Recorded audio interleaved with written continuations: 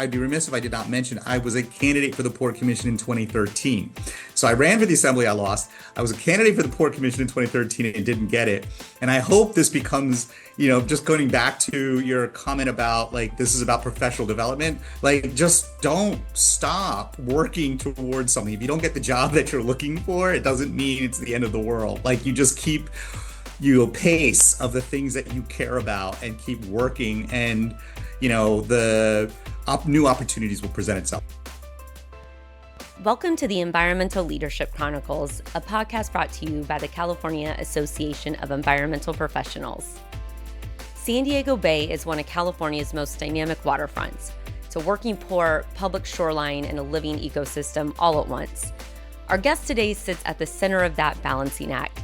Sid Voorakkara is the commissioner on the Port of San Diego's Board of Port Commissioners and vice chair of its Environmental Advisory Committee. He joins the podcast to talk to us about environmental leadership, equity, and what it means to steward one of California's most iconic bays. Thanks for listening. We hope you enjoy. Hi, I'm Jessa, and today we're joined by Sid Voorakkara, who is a commissioner with the Port of San Diego. Thank you so much for joining us, Sid. Hi, Jessa. Thank you for having me. Of course, of course. So first question, how are you connected to AEP? So actually, I'm connected to you, and through you connected to AEP, but through a mutual other organization, Business for Good. So I'm thrilled that you're on the board of Business for Good. It's that organization has been just part of my kind of like my history and kind of pride and joy. So I'm really happy to be here and to get to know AEP and actually just being able to like through you becoming an avid listener to this podcast. Yay! Thank you. And thanks for the shout out. Yeah, BFG. We have had a few other guests on from Business for Good. So great community. And thank you for bringing that community to us. And we might get into that through this conversation. Yeah, I hope so. That's great. Yeah. Hint, hint. All right. So we're going to take us back. And what I would like to learn about is what drew you into public service and advocacy work. Mm. And was there a moment or experience that really set you on this path? Sure. So, boy, if you want me to take you back, I'm going to dial it all the way back because I think this has kind of just been in my DNA from a very early age. My mom raised my sister and me by herself. I kind of like, as I started kind of developing in my late teens and I started to realize what she had kind of gone through to make sacrifices in her life for us, it just occurred to me that, boy, I really need to pay it forward. So when I went to college, I went to NYU. I actually started in like women's kind of like history and women's movement work. And Yes. to me, Thank you. yeah, you bet. I mean, and to me, it was a matter of like just think like, how do I pay forward to my mom for what she's done for me? But it quickly evolved that I realized like there were so many issues that mattered to me that I was learning about in college that just gravitated into politics and to advocacy. And that's when I realized like, oh, I really want to focus on kind of like broader economic security issues, kind of healthcare and reproductive right issues. Like those became like my calling card, and that's how I really got started. And then from there, I just kind of like found my way into advocacy organizations and on a volunteer level and on a professional level, and it just took me to a whole lot of different places that I wouldn't have ever known were possible. I feel like, early on, I was like, I want to be in computer science. And then I realized as I grew up, no, this is really where my space and my head is. Oh, I love that. And I, I'm there's so much I want to ask you about, and we have a lot of questions, and I'm trying to like stay on track. So I'm going to see if some of these come up through it. But I'm like, Sure. and so, from your time there and, learning about what drove you and like was kind of your catalyst for shaping your career. And you might have just answered this actually, but I'm still going to ask it anyways. So you moved across different institutions from the UN Foundation, congressional Yeah. communications, philanthropy at the California Endowment, the Governor's Office of Business and Economic Development, and probably a lot more that I did not summarize. And so, what's the through line in all of Yeah. that for you from like NYU going through all of this? And like I said, you might have just told us, but Well, I mean, it's obviously not very linear. And I think about my, friends who, are my age and who kind of like, boy, I'm like, oh wow, that would have been really cool if I had just stayed in one thing and done that the whole time. But, from a kind of like a professional development perspective, I would say that the through line, frankly, in many ways were two things. One, a network, because yes, I bounced around and it feels like I bounced around a lot. But it was always because I was connected to somebody or someone who was, involved in one of those organizations, like the UN Foundation. The director who hired me there, she had been my boss in a previous role where we were doing advocacy around the country, right? And then like and I can share those were all those steps, but the network matters. And I've always truly believed in just staying very connected to people throughout my life, professionally, who are now just friends. And I never think about it as like, oh, how is that person going to help me? I just think of it from a, boy, this is just makes me happy, right? It gives me joy to stay connected with people throughout my life. And then who knows how those relationships evolve and where we may find space to connect again, right? And so that's one throughput. I think the other one was just curiosity, right? Like I feel like I went to the UN Foundation having not done international kind of like education or background, but I was doing advocacy and I was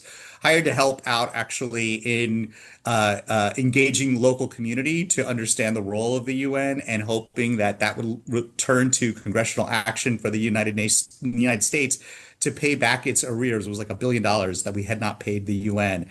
And that was really what the UN Foundation's kind of like call to action was.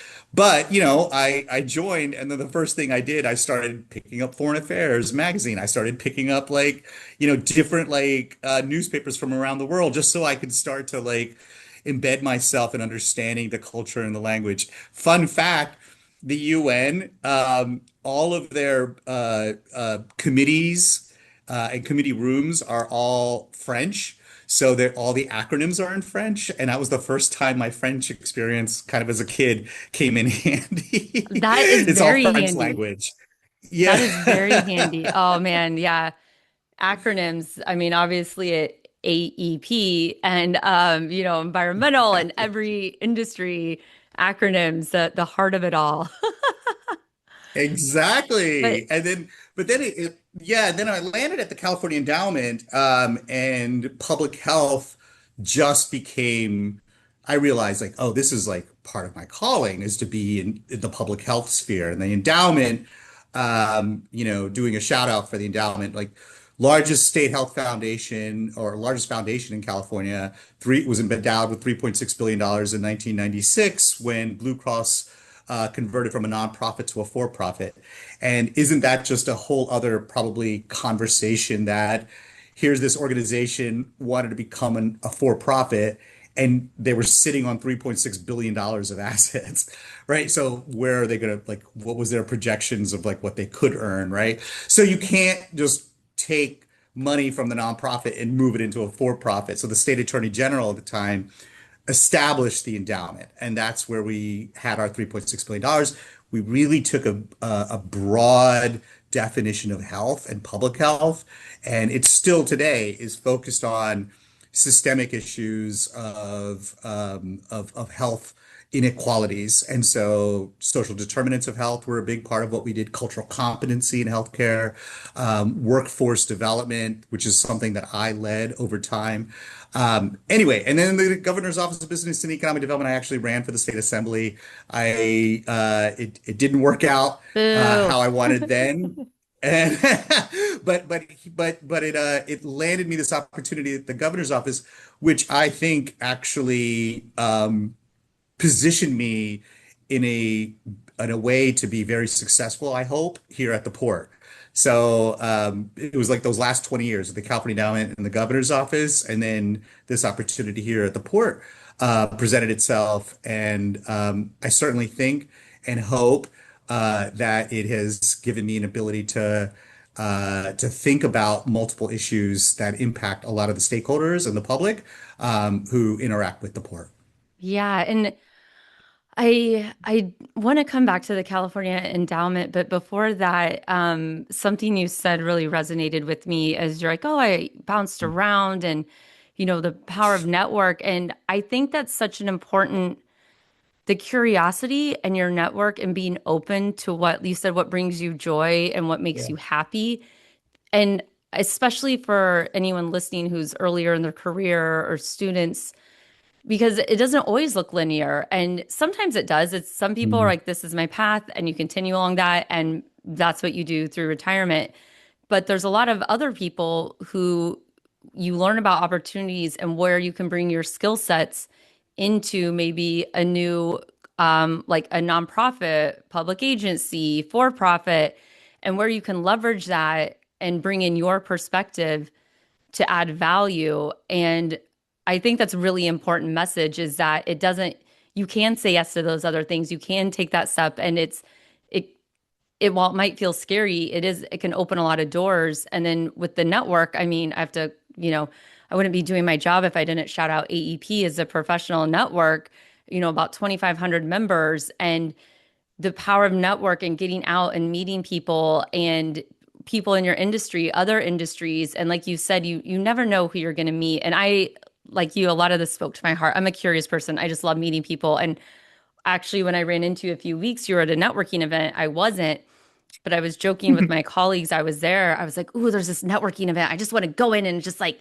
go meet people." Like, because I don't. It's fun for me, but I understand not everybody's like that. Some people are more introverted, but you can find your people too.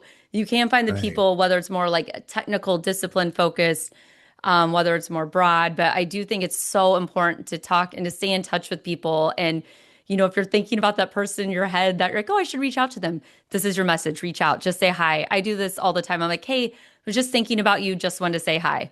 And who doesn't like that, right? Like, or at least that's what I tell myself. Oh, I totally agree. And I love that your comment about you'll just find your people. Like it doesn't matter like, your capacity or interest or ability to go out and just like jump into a networking meeting like you would, Jessa, to say, hello, my name's Jessa. What do you do? I think that regardless of where you are, you'll always find your people and just stay connected to them because like they move right over time and you move and it's just a dynamic relationships that you have with everyone and you never know where it leads. Exactly, exactly. I mean, look at us here today. That's part of it, right? Exactly. Is that journey. So, okay, I'll come back around, but so at the California Endowment, you mentioned this a little bit, but you worked on building pathways into high wage, high growth jobs for Californians. And how did that shape your perspective on who gets access to opportunity in California? Oh boy. Kind of heavy. So that's a deep question because there's like just deep roots in embedded in what you're asking, right? And it's really hard. I mean, because there's not just one kind of like, panacea. Like there's not one thing to say like, oh, if we do this, then everybody can have access to kind of like quality jobs. It just isn't like that because, how our planning supports public transportation and not today, but I mean like 50, 60 years ago, right? where do like kind of transit lines go? And how are connected are they to certain communities, right? I mean, like, so, and then we can't, I mean, we could go on and on and on about like the banking industry and like who was being able to get mortgages kind of like in the early 1900s, right? So I'm going to avoid that, but I also want to put it on the table that it is a known factor, right? And so, when you start thinking about like how to move people into those kind of like careers, for me at the endowment, it was a real recognition about the systemic barriers, right? Like where are those challenges at the education level, right? I mean, you have to create a system, and this is something that I've been really passionate about for a long time now, where the education is pushing students, right? And then there are industries and employers who are pulling them right on the other end. And I think the state of California is really trying to work on that. There's like programs called the Strong Workforce Program at the California Community College system, where it really is about like how do we start like connecting the dots between what we are training people for and the regional industry jobs on the at the end of that experience. So that's one part of it. But then, as I mentioned, like there's just so many other part of, the way planning is done in a community to even just how we think about like, is a student or a young person able to have exposure to different kinds of professions? Here at the endowment, a close friend of mine, Dr. Moises Aguirre. He is the superintendent of Sweetwater School District. When I got appointed, like that night, he texted me and he's like, "We need to meet for coffee." And he said to me, "Look, so many of my students live within 5 miles of the bay, but they never knew there's a job on the bay, right? How do we change that? And help me do that." So I mean, like those are the things that I really think a lot about. And in fact, one of the kind of like goals I have at the port while I'm here is to establish like a framework for workforce development, right? Just thinking about how do you get people around the table who are employers, who are, labor, who are like the public agencies, and really start thinking about like, we may not know what the jobs are going to be in the future, but if you establish like seats at a table and whomever is sitting at that in that seat are now like kind of like socialized to meet and connect and figure out, oh, how do we do this together, right? How do we get the unions and our employers to like kind of think about what's the new technologies that are out there, right? And then the public agencies thinking about like what are the jobs, and then we start thinking about where the funding streams come through, right? You have to start somewhere, and it cannot be fragmented or siloed. It has to be kind of like at a systems level. Oh my gosh, I have so I much to probably have like 10 more ways to answer that Right. question No, too, that was Jessica, but I'll great. stop I there. was like, my mind's going a million directions, but I'm gonna nab onto two thoughts right now. And one of them is Mhm. we should talk more about AEP because AEP does a lot of mentorship and programs and especially with, maybe non-traditional students and student chapters and like internship programs for individuals who might not have access to this opportunity otherwise, like proactively seeks out to get Exactly. individuals into the environmental field. And, part of this podcast is to talk about all the different career types, but a lot of people don't necessarily get exposed to that in their education through their primary education or through mentors. And so the podcast is assuming you know how to find it, it's accessible if you have an internet connection, but you don't know about it if you don't know about it. And so it's like AP is like actively trying to go out and seek individuals that might not have exposure to the industry otherwise. So I think what you're talking about from an economic standpoint, there's where are the jobs and how do we get people skills to get that? There's AEP is doing it in our own little, silo of the environmental sector in California. But I that just really resonates with me. And something else I wanted to say, and I thought you were going to tell the story, is I heard you speak a few months ago, and you've been on my radar for a while, but this was when I was like, I got to get Sid. I think you were talking about having students at Sweetwater out on a boat in the port. Was that the story I'm thinking about? Oh, The so right school district? yeah, there were, we did a tour for K-12 kind of like systems on the tour on the boat.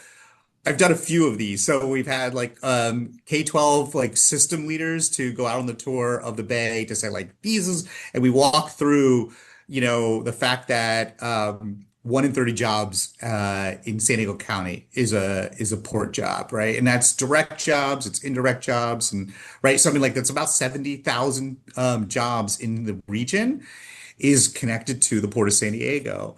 And, they kind of like the average wage is it's not the median, the average wage is around 75 to $80,000. So we're talking about a really good salary for folks. So you don't have to go to college. You can like actually get a career technical education and start making and earning money and seeing a pathway. But it was also, right. So like then we had community college students who went out on the Bay and they talked about like learning about what we have to offer as well. So yeah, I'm gonna have And to it, think about that I one, Jessa, think, because like no, I I think one probably of the did bring stories out was that you Sweetwater are students. the one, yes, all this was part Yeah. of like you there it was you had a really impactful you're on the panel. It was very impactful what you had to say. And Thanks. I think that or one of the things I was remembering too is that some of these students had never been on a boat or Yeah. been out on the water. Yeah. And I That's was right. like, That's right. I mean, that was like the Sweetwater kids, right? Like who've never yeah. been on the water, didn't even realize there were opportunities for careers, and there's been a lot of environmental damage over 150 years well, 100 years of the port and like in the industrial age that some places you just can't access the water, right? Like so even in Barrio Logan, the Barrio Logan Park, right? You cannot access the water. So our park has barriers, right? So like that's the hardest part is so many of our young people who, you know, it gets becomes so disconnected if you can't actually enjoy it, and then maybe even as you grow older think about it more, right? If you're just totally disconnected to it, it's just not in your universe even though you live 5 miles away from it. And I think that was one of my aha moments from that was like, oh, what a privilege. I like the thought that you grow up in an area like San Diego, and I'm from the Midwest. So, and I just didn't even think about the fact that people haven't been on a boat. And it's like my privilege is showing, like how embarrassing for me to like have that moment. But I thought, like, what a special opportunity for these students to be able to experience that. And you probably don't know this, but at that panel, I was sitting next to a woman, Kelly O'Hara. She owns or is high up, I don't know, something she owns. She's involved with San Diego Whale Watch. And she was sitting next to me listening that like, and I look at her and it was like, yeah.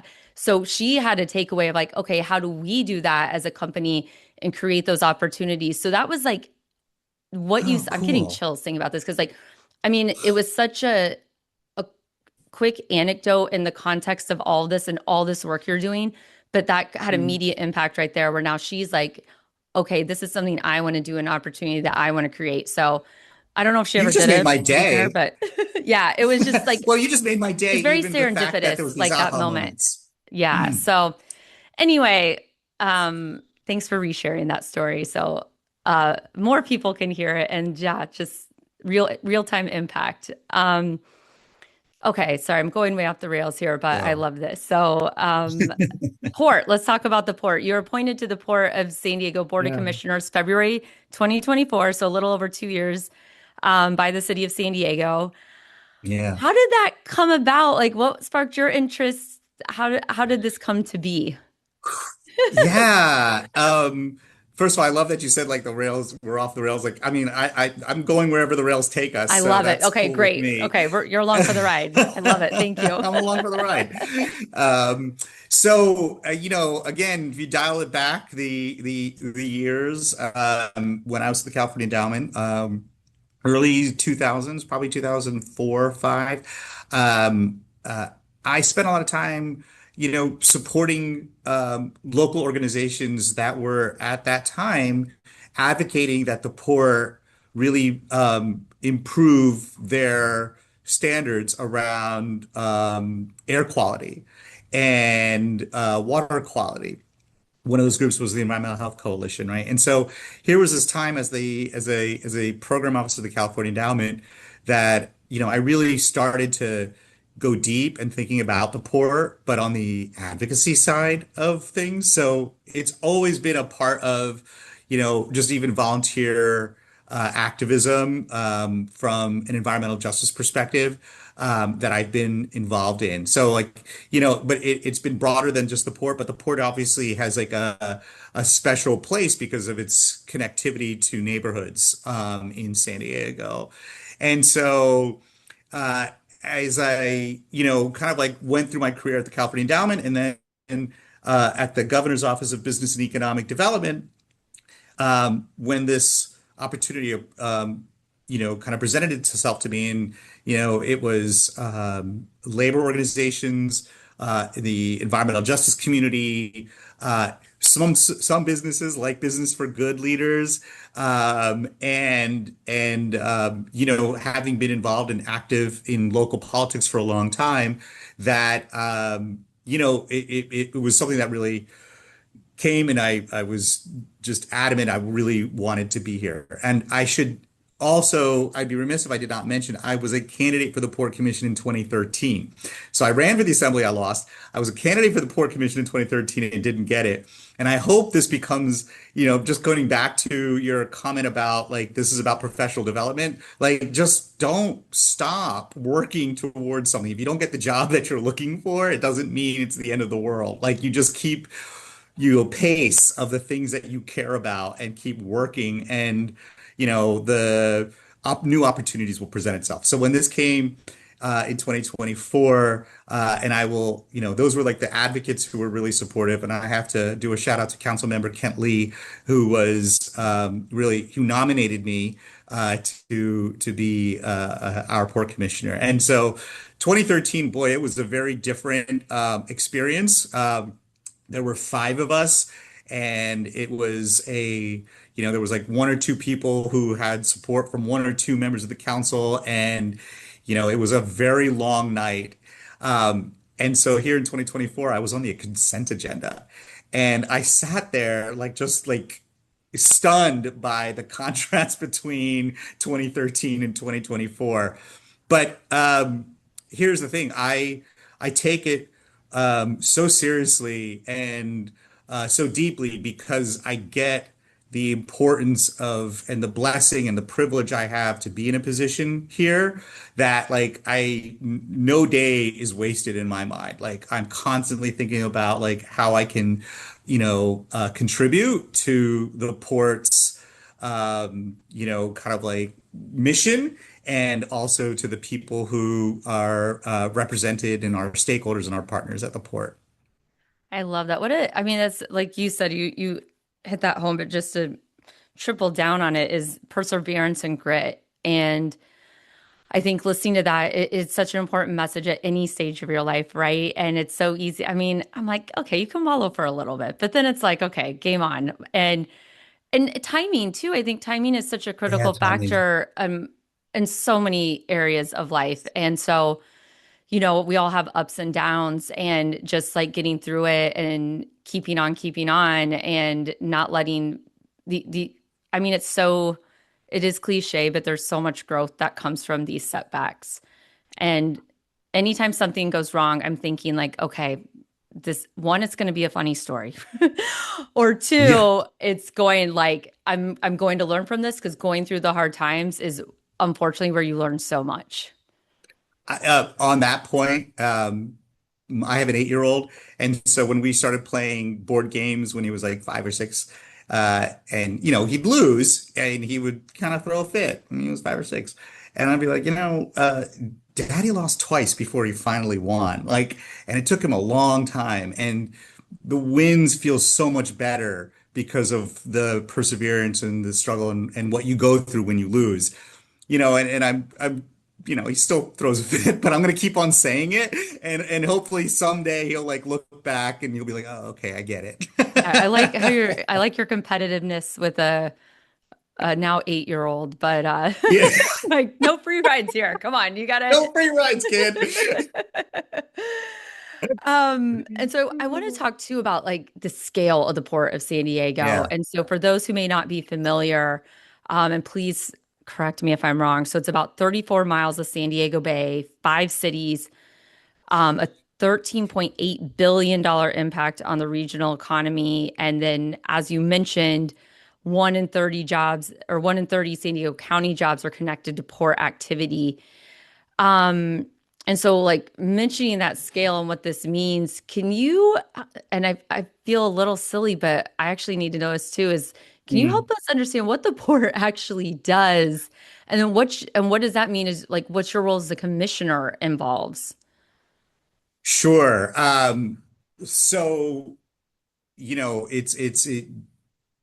first and foremost, there's seven commissioners who are appointed to the port, and each from the five cities that are port adjacent, Tidelands adjacent. So that's obviously San Diego, Coronado, National City, Imperial Beach, and Chula Vista.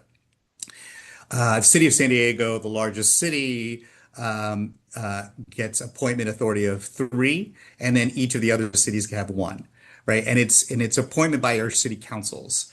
Um, and this is all, and this gets to the question around like, what do we do? So this is all like in statute by the Port Act in 1960 that established the Port of San Diego. And we have a charge through the Port Act, and everything we do, every conversation we have, goes back to the Port Act. It's commerce, it's commercial fishing, recreation, environmental stewardship, and how we manage those areas and public safety as well. So, and that's what we do as a commission and as a port is constantly trying to identify the balance between growth and development and protection of the environment and creating open space and places for play for people who live here and those who visit us.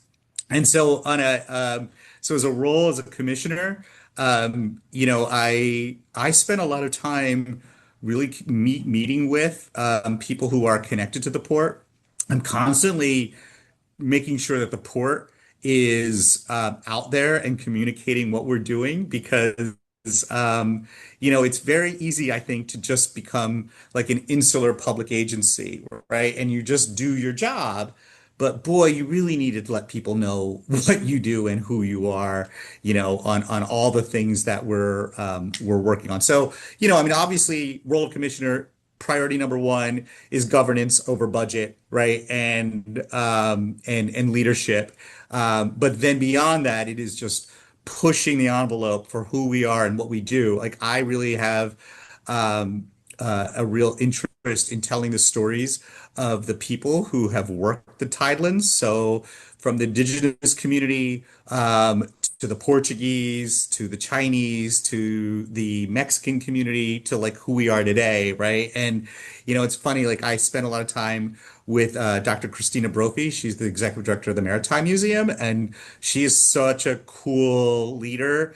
And we're talking about a kind of like ability that for her to talk about in an exhibit on women of the port, right? And like really talking about like who are the women that have actually like built our port and who are there today. So I love telling those stories about the port. And then I spent a lot of time with our council, and as much as I can with our mayor. I mean, he's obviously got a lot on his plate. Our council does too.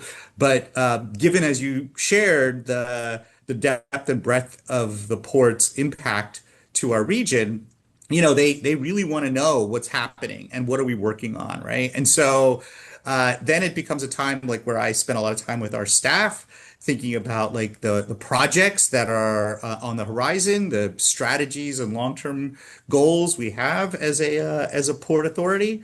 And then I think, and I'm happy to share more of that, but I think one of the things that I think is really funny is that so many people do not know we have a port here in this in our region. I oftentimes say when you're landing into San Diego's airport and you look out the left side of your window, right?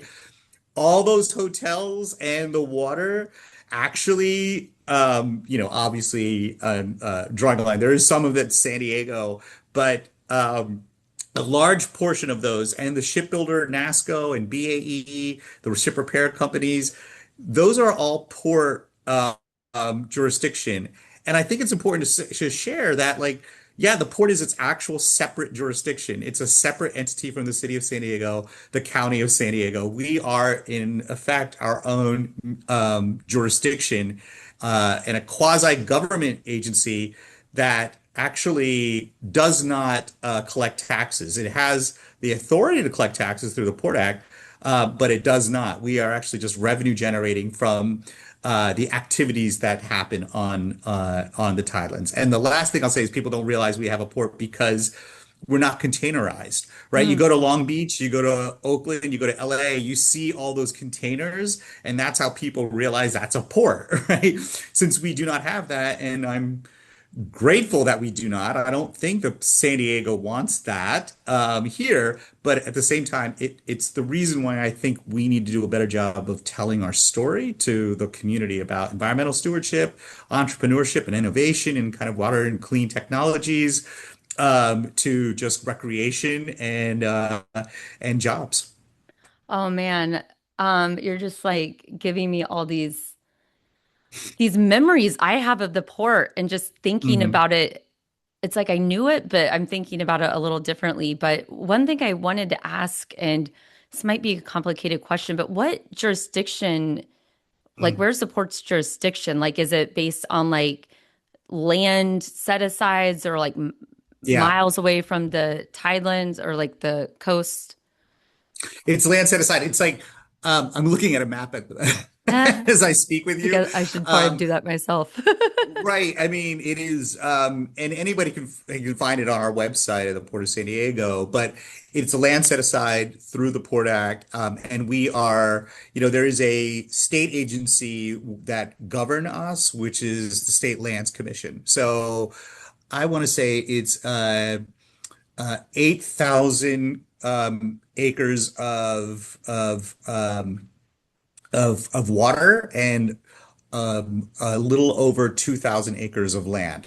And so it's adjacent, it's land adjacent to the water, carved out basically from Shelter Island down to the Mexican border. Okay, thank you. I'm getting selfish. I'm like, what do I want to know about today? And Yeah, hopefully other people listening are I'm on the mark. But 100%. as you're talking about this, I was saying I have the speaking of privilege, I live in Point Loma and it's where I Mm. love where I live. And there's a trail along the bay there. And at the end of the trailhead, there's what you were saying earlier, there's a little monument to the Chinese To the fishermen. Chinese. Yeah. And I stop almost every time because I walk it usually a few times a week and I stop and I read it and I think about it. And had that not been there, I would have no idea about that history. And then that just right at the end of that block is the it's little Portugal, which I lived in San Diego for 20 years. And until I was in Point Loma a few years ago, I had, again, no idea. And there's this like Portuguese history there. And it's so interesting and informative. And I love learning about it and like seeing these signs up. And then I'll keep going for a second. And then on the other side of the port, I think of like the big dole ships. And there's all this signage about the shipping routes and what it takes to get a banana like in your like fruit basket at home. And it's so informative. And I think it's so important to have that material up for anybody walking by. We think how many tourists, but also those of us who live here and are like, oh, I never thought about it. Well, I mean, if I may, I have to like, react to a couple of the things you Go, just shared. please. Yes. One is that I think about plaques a lot. So funny story, and this takes me back because when I went to NYU, it was like I was just kind of like I had a inkling of what I wanted to do with my life. Well, right, I shared with you earlier, like I was thinking about like kind of like advocacy for women and my mom, but I didn't know where that would land me and what I would do. And I remember I had an interview with admissions, and then I was walking around the main building And there's a plaque, and the plaque says this is the site of the shirtwaist factory fire that literally like kicked off the labor movement in New York City, where people jumped to their death, and it just called to me like it felt like, oh, I want to be on this site where these souls were. God knows why, but it spoke to this 17-half-year-old kid. And so here at the port, I love stories about plaques. So you even just sharing that, you kind of like whoa, realize like about like the Chinese fishermen, heritage and community because of that plaque means a lot. I've actually been working with the convention center. Like, can we put more like, because like that's where people go, right? Like, and how do we have like more signage or plaques that talk about like the Chinese community, the Portuguese community, right, the Mexican community, the indigenous community, through plaques and signages. Boy, I love that you raised that. I love a plaque. If there's a plaque, I'm stopping and reading it. No matter what I'm doing. So I full Yay. support. Please, I would, as a resident of San Diego, I would love more plaques. It's I, awesome. anyone I'm with, I'm like, stop, read. We're gonna figure out like where are we at? What does this mean? What's the context? I love it. It's Um, so cool. well, one other thing you said too, and I definitely have a few more questions about your work at the port, but Mm, I love that what you were saying about your work. I think it was with Dr. Brophy at the Maritime Museum, yeah. and featuring women in the port as you're talking about going to NYU and starting in women's studies. Yeah, right. Totally. It's like, what am I going to do with this? And here you are. It's like it's such a cool, like full circle moment to be able to put, your skill set and your position into women's advocacy and featuring what, stories of women and their work and history with the port is so cool. I love it. Thank you. I mean, like, I feel like, one thing to keep in mind for me, maybe for young professionals, is just to follow your heart, right? Just do the things. And then, like, you get into a role where I have this privilege of being at the port to just kind of like, lead with my history and my passion. And that's kind of like how you come to the table. And I frankly think that when, you know, um, people understand that about me, then they at least know where I'm coming from. And then the decisions I make, right, they may not agree with me, but they'll actually know where I'm coming from as a person, and like, and that these aren't decisions or choices I make kind of lightly, right? And I will also say like kind of like, talked a lot about the past, but when I think about the future, I really think a lot about my 8-year-old, right? Like every decision that I make at the port, I'm always mindful of what life will look like for him when he's a San Diegan and he's in his late 20s, right? And what is the city going to look like? What is this region going to look like? And what's the impact dad had on it, right? So I mean, like that's also part of, how I choose to approach kind of like the work we do. Yeah. Oh, that's such a great perspective. And I think what you said is like, yeah, we're talking a lot about like how where you're here, but there's so much. I'm like, but it's also like, okay, what's today? What's the future look like? And so one of Yeah. the questions I wanted to ask you, and there's so many, I don't know if we'll get through it all, but so the port has a dedicated environmental advisory committee, and you currently serve as a vice chair. So can you Yeah. tell us more about that committee, and like why you were like called to that role? Oh, you bet. So, the Environmental Advisory Committee brings together key stakeholders from across the region. So we have environmental advocacy groups like the Environmental Health Coalition, San Diego Coastkeeper, regulatory and resource agencies, U.S. Fish and Wildlife Services, NOAA. Our 5 cities participate in those meetings, academic institutions, San Diego State, UC San Diego Scripps.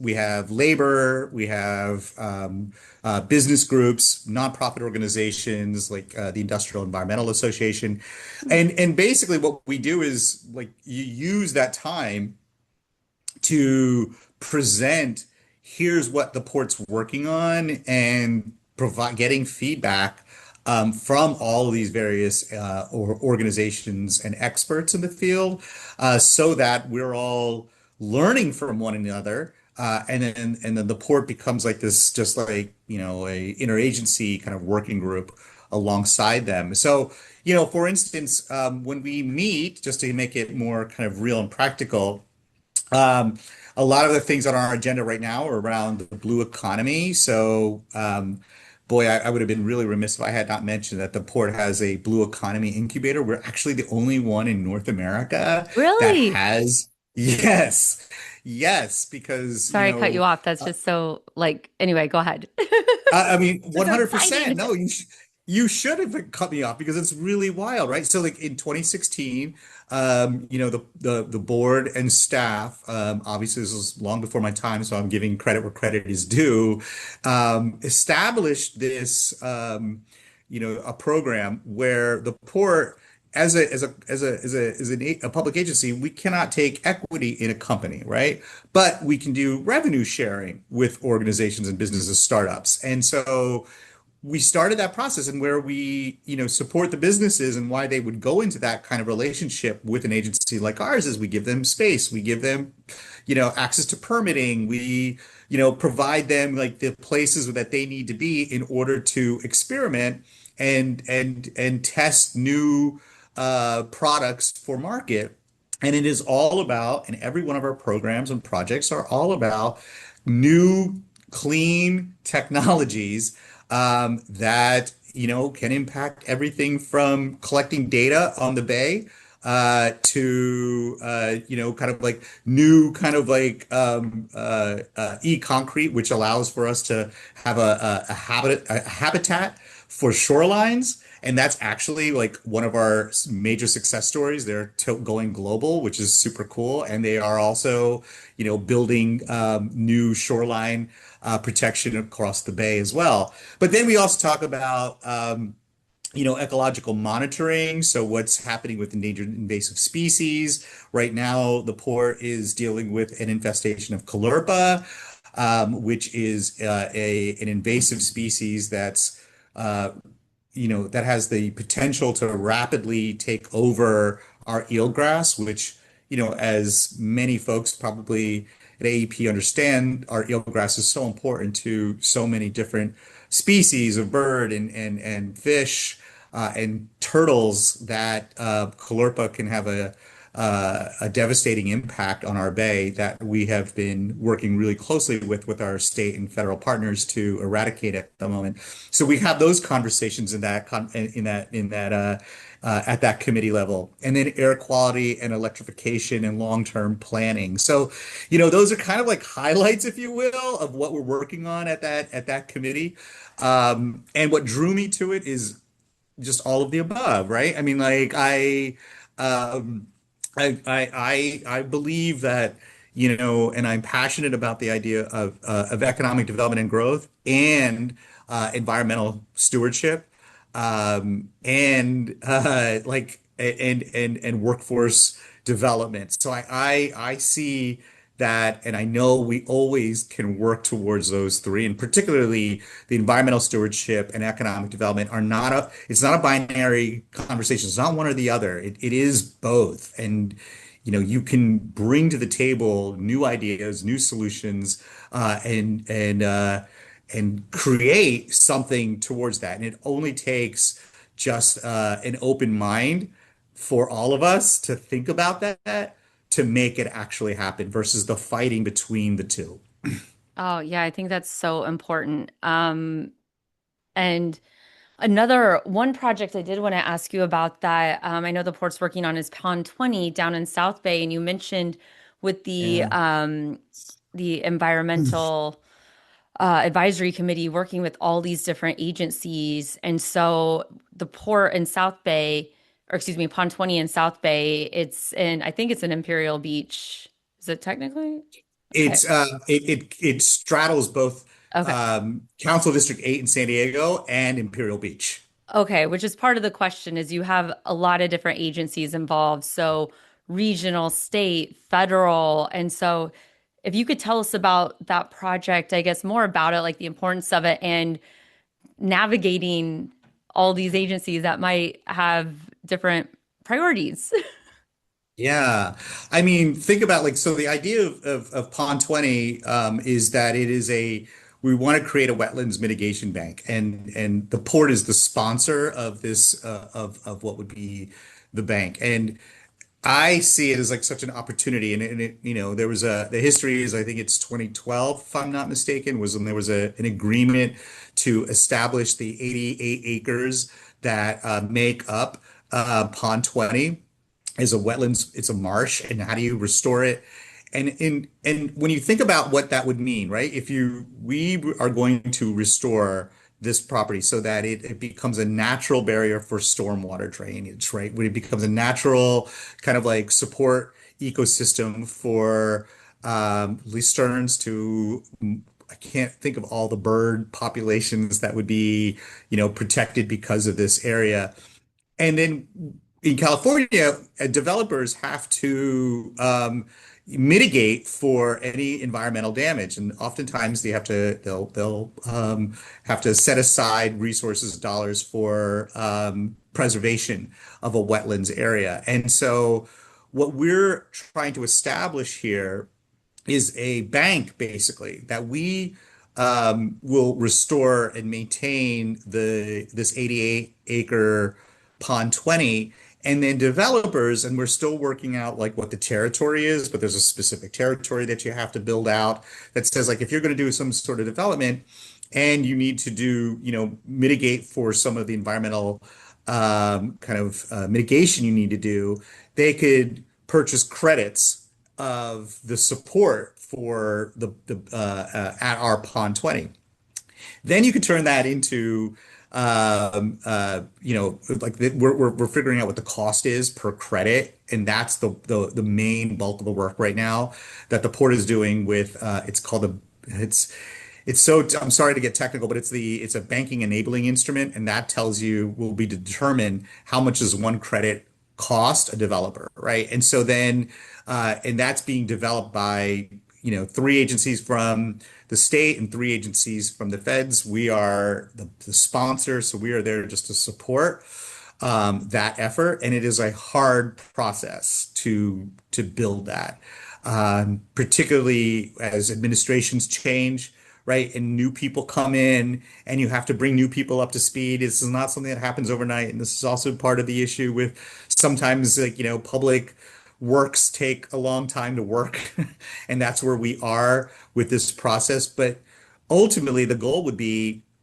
protect this the wetlands area, and then use resources from it that we're able to purchase from these developers to create equitable economic development opportunities for the South Bay. And that's where I get super excited.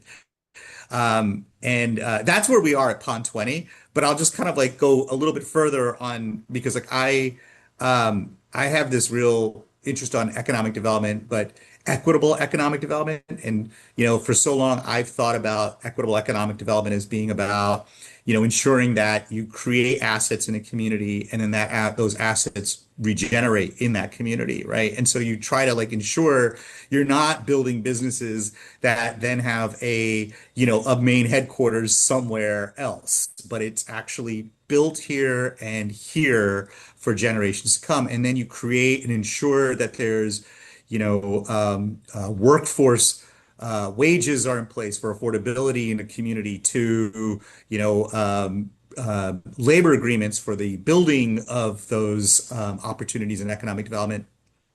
But I've really started thinking more, and I'd love your thoughts on this, but I've started to think more that equitable economic development also has to include open spaces. Like you must create open spaces for a community to also enjoy. And so preserving those open spaces as part of economic development is to me equitable economic development. So anyway, I hope, and I know one of my fellow commissioners, Dan Malcolm, he was on the city council of Imperial Beach when they had like signed MOUs with environmental communities to create Pond 20.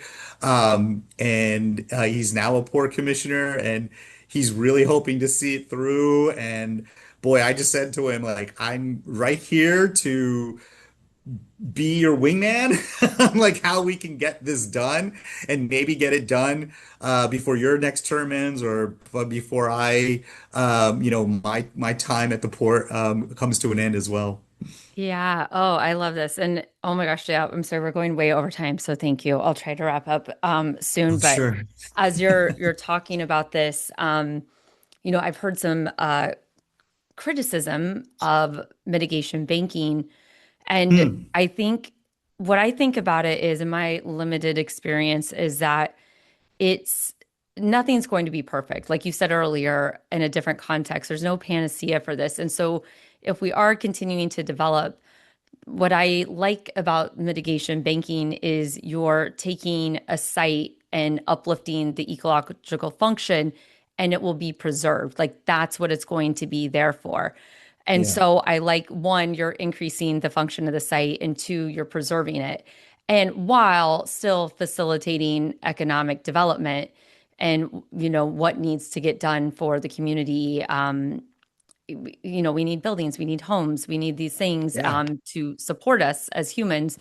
So I do, and the open space, right? And where it's at, and being able to walk. And, I think I've seen signs there too, some plaques that talk about the wildlife in the area along that site. And yeah, I think open space is such a gift for the communities. And if these places Yeah. weren't preserved, then what happens? It gets developed anyway. And maybe there's some type of on-site mitigation required, but now the community doesn't have access to that. So I think, that in particular, I think is such a beautiful space, or is becoming one, Mm. like what it is and could be, in perpetuity versus what it was in the past, which I think it was like a salt pond or something. It was. It was a Yeah. salt pond. That's part Yeah. of that's the mitigation we're doing and the restoration. Yeah. So anyway, I'm gonna have two more questions, and then I'm gonna Oh, make myself sure. stop, and we'll land this plane. Um, so environmental professionals obviously interact with the poor, and some of the projects you just mentioned regularly through CEQA, permitting requirements, habitat assessments. And what do you wish that environmental professionals understood more about how the Port of San Diego makes decisions? Hmm. Data and stories. Okay, done. So, I think that from an environmental professional's point of view, and you come to the port, we're always looking at, um, you know, solid data, presenting it in a way that is accessible to non-environmental professionals, and stories behind it and why. And then they could like, and when we make decisions, I can't tell you how often we really find ourselves as commissioners right back at the Port Act. Like I have the Port Act has many, many notes and highlights in on my version, like my printout version, because I'm constantly thinking about it. And I'm wondering, like, wanting to make sure that I am being, being a steward of it. So, that's number one and number two and number three. But I also think it's just like, also being honest about what you're trying to achieve and recognizing that um, we have multiple decision points that we're trying to manage together, right? I oftentimes feel like when we're making decisions, those that come to me and say like, look, here's the reasons why. I also get you have all these other things.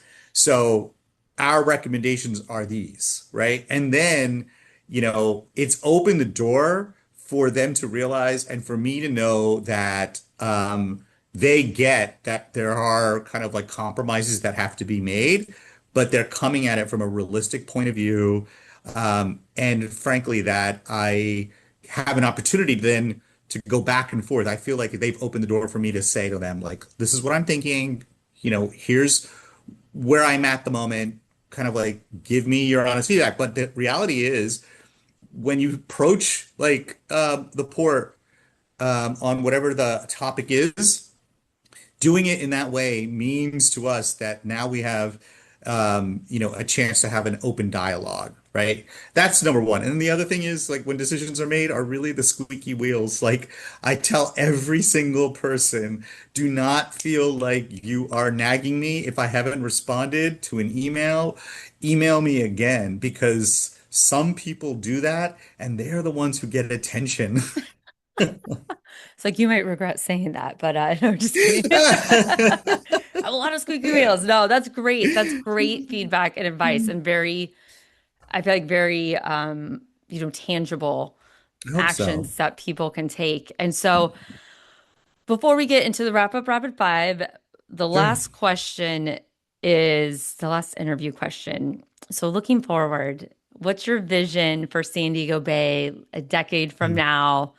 And then what role does the environmental profession community help in getting us there? That's a big question. Um, I have, yeah, it really is.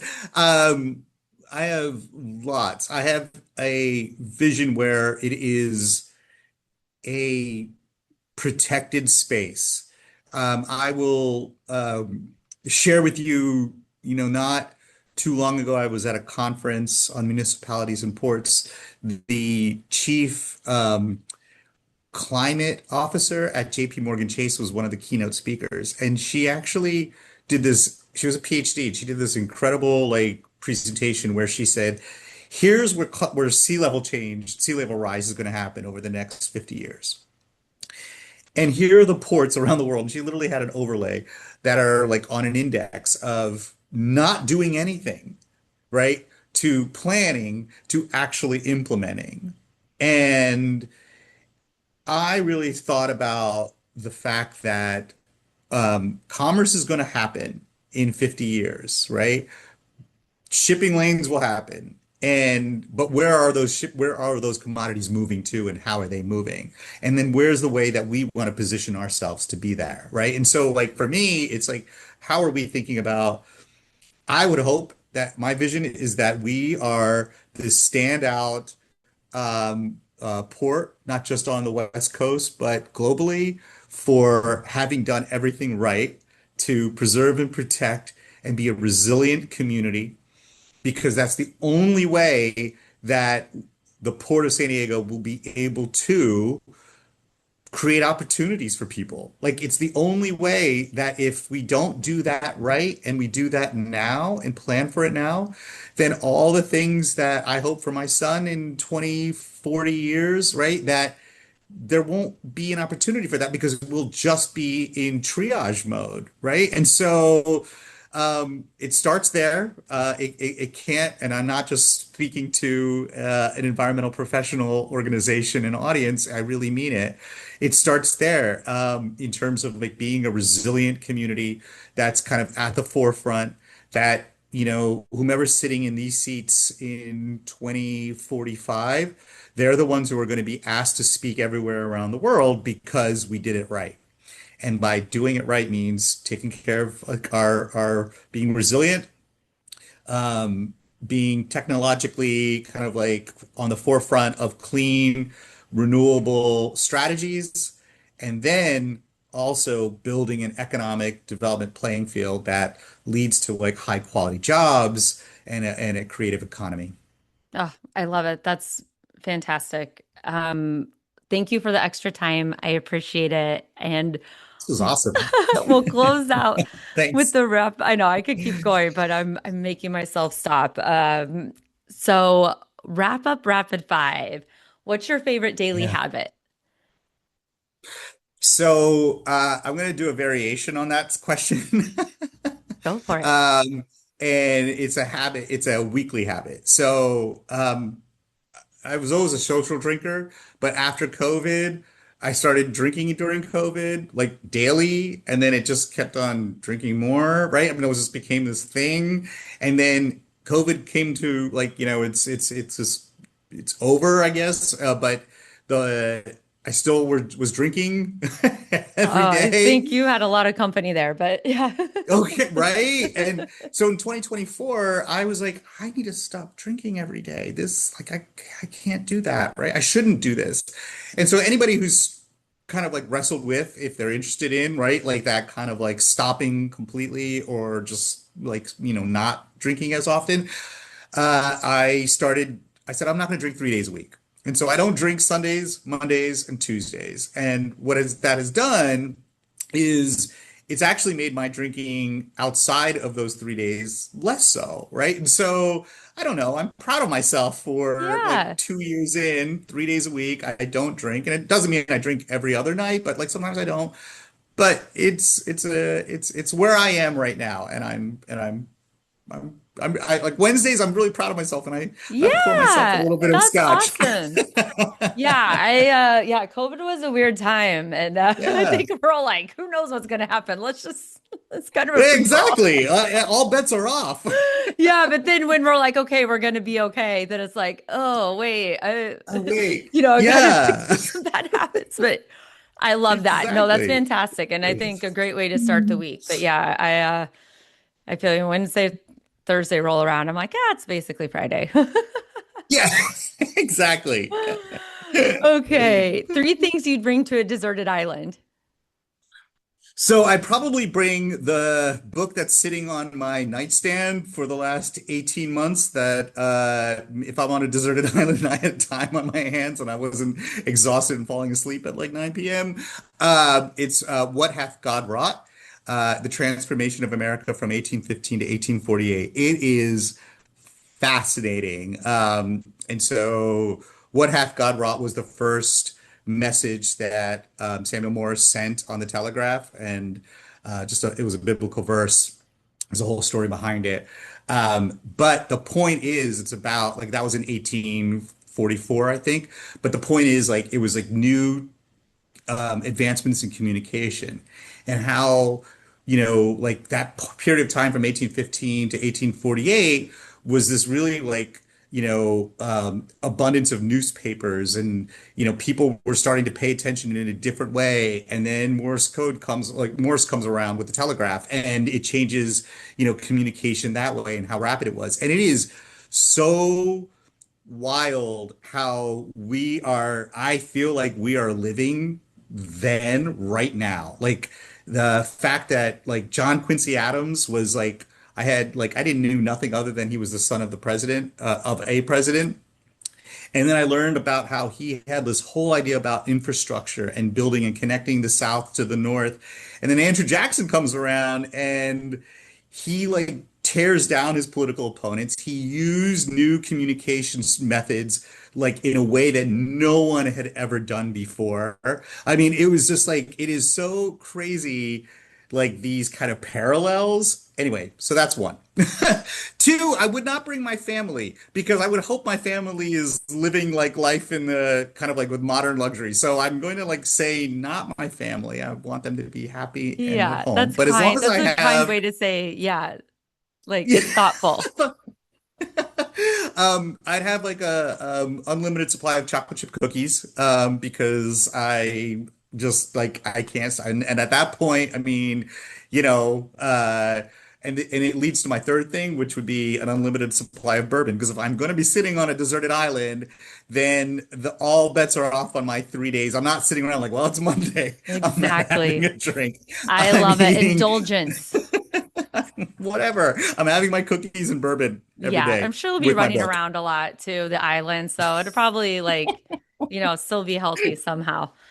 Exactly. I love it. What is your favorite environmental policy? It's I mean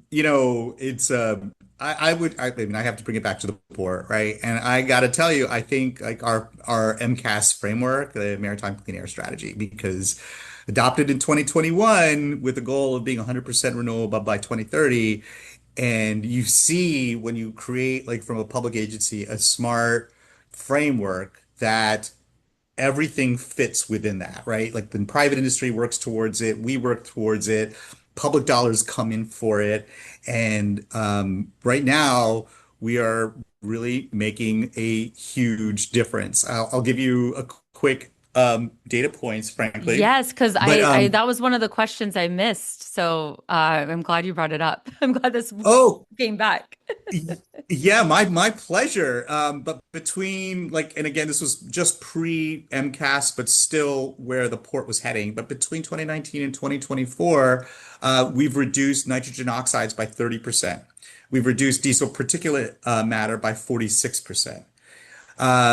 2+ years ago, we replaced a 100 metric ton diesel powered crane at the 10th Avenue Marine Terminal. That was the most polluting piece of equipment on the port terminal.